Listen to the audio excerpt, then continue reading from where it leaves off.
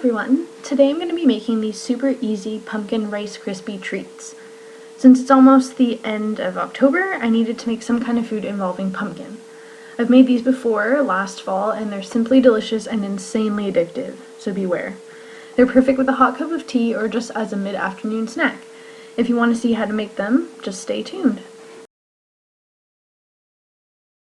Ingredients you'll need: 3 tablespoons unsalted butter or margarine, a 1/4 teaspoon vanilla extract, a 1/4 teaspoon cinnamon, a pinch of ground nutmeg and pumpkin spice, a 1/4 cup pumpkin puree, 6 cups Rice Krispie cereal, and 1 10-ounce bag of mini marshmallows plus 1 cup. I purchased this 400-gram bag and it was enough.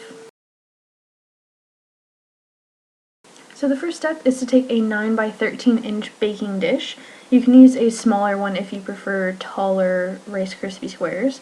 And you're going to take your butter or margarine with a pastry brush and grease the dish. So the next step is to measure out the amount of marshmallows that you need.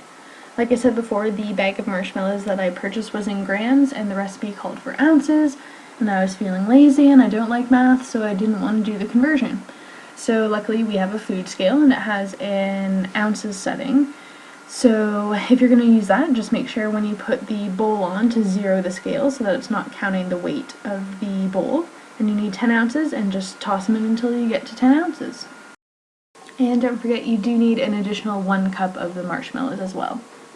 Next up, in a big saucepan, you're going to add in the 3 tablespoons of butter or margarine and melt that down. And once that's melted, you're going to add in the 1/4 cup of pumpkin puree and just mix that together until it's combined. And this should be over a medium to low heat setting. So at this point, I've already added in the vanilla extract, the cinnamon, the pumpkin spice, and the ground nutmeg, and I've mixed that into the mixture. And now I'm adding in the 10 ounces only of the mini marshmallows. You still have that additional 1 cup off to the side because you're going to add that in later. And just mixing it all around until the marshmallows are combined, and they're going to slowly start to melt eventually, and just keep stirring it occasionally. And eventually this is what it should look like. All the marshmallows have melted down and it's become kind of a runny mixture. And once this happens, you're going to take it off of the heat and let it sit for about 10 minutes. So while the marshmallow mixture is cooling for the 10 minutes, I'm going to pre-measure out the amount of Rice Krispie cereal that I need, which is 6 cups. So I'm just putting it into a measuring cup and transferring it to a bowl until I need it later. So after that 10 minutes is up, you're going to add in that spare 1 cup of mini marshmallows back into the mixture and stir it all together. My issue with this is it says not to put it back on the heat, but I was standing there for a very long time stirring these damn marshmallows into this mixture and they were not melting. So we're not going to tell anyone, but I did put it back on the heat until the marshmallows were melted. So feel free to do that if you like. Just make sure it's on a medium to low setting again so it doesn't get too hot again. So once that second batch of marshmallows is finally starting to melt in, and once you've stirred it all together, once they are finally melted, you're going to take it off the heat again, or, you know, not off the heat because we didn't do that. I'm just kidding, I totally did put it on the heat. So I'm taking it off the heat, and you're going to let it sit for 20 to 25 minutes this time. You want to make sure the mixture gets back to room temperature.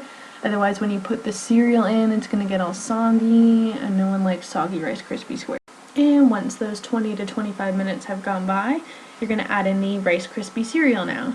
You can add it in all at once or in separate batches and mix it up a little bit. It all depends. My pan that I was using was kind of shallow, so I didn't want to add it all in at once because I was afraid it would fly out of the pan. But like I said, feel free to do that if you want, and you're just going to fold the cereal into the pumpkin mixture until everything is combined.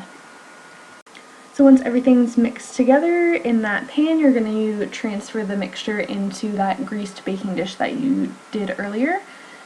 Like I said before, if you like taller Rice Krispie squares, you can use a smaller dish. These ones did turn out pretty flat, but you're going to want to use a spatula to push it into the corners and flatten it out until it's a little more compact.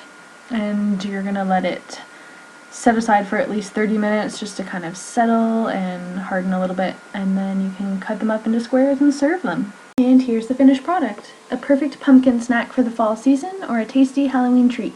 I hope you enjoyed this video. Please give it a thumbs up. If you decide to give this recipe a try, leave me a comment down below. Please subscribe, and thanks so much for watching!